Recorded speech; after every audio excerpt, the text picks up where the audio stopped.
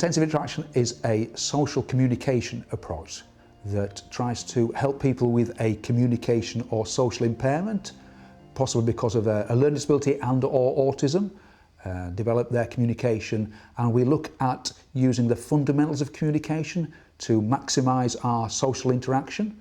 So things like eye contact or pre-verbal vocalisations or body movements, anything that the person does, we try to be responsive towards. So if it's very child-centred in that way or very person-centred, so we look to the person to show us how they communicate, and we try and then respond to that in ways that are meaningful to the person.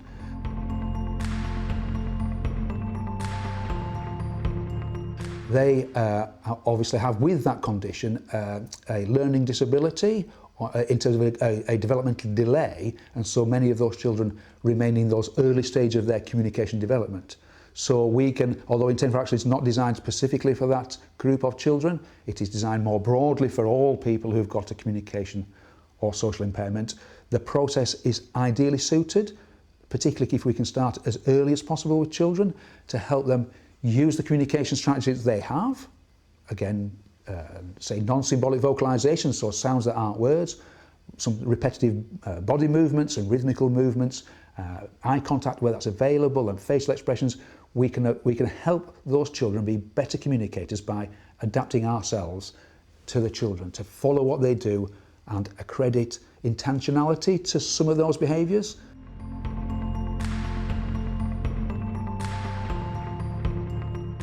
Yes, the results of intensive interaction are clear in the moment when we get a good connection with the person, but the application of the approach over time, we will hopefully then get a developmental progression. So the more we apply it, the more people in any roles that work with the children or adults with whom we use it is better, because the more we put into it, the more we get out.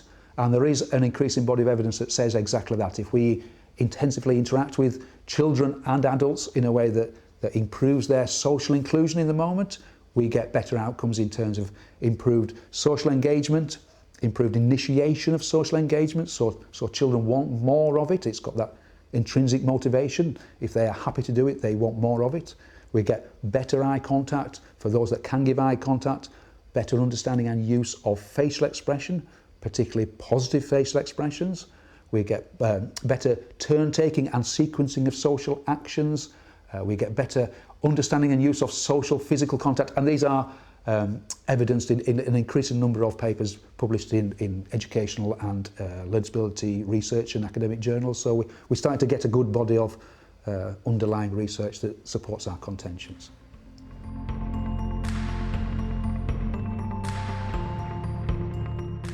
I think for intensive interaction, one of the reassuring things is that I think everybody who I've met has the skills to do intensive interaction, whether they are the child with CDKL5 or they are the parent or a clinician or a carer.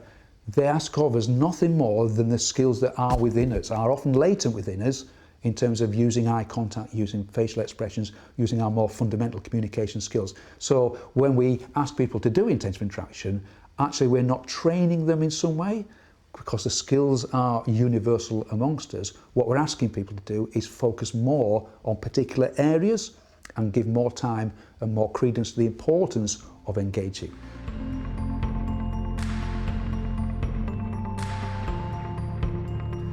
Intensive interaction is gaining momentum in many areas. It is, in terms of my experience, I think, in almost all special schools in the UK.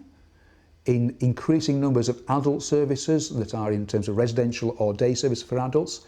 It's interestingly starting to be used with people with dementia who are losing their capacity to converse using symbolic language, for whom the fundamentals of communication remain the main means then that they can engage. And it's starting to be included in more recommendations. It's recommended by the Royal College of Speech and Language Therapists in their 5 good communication recommendations.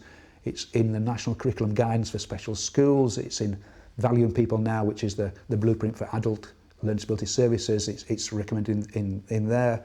And increasingly there's a body of evidence as well that supports the contention that if we do this and we match our communication to the child or adult, that we get better communication outcomes. So it's becoming more widely known both in the UK and now abroad as well.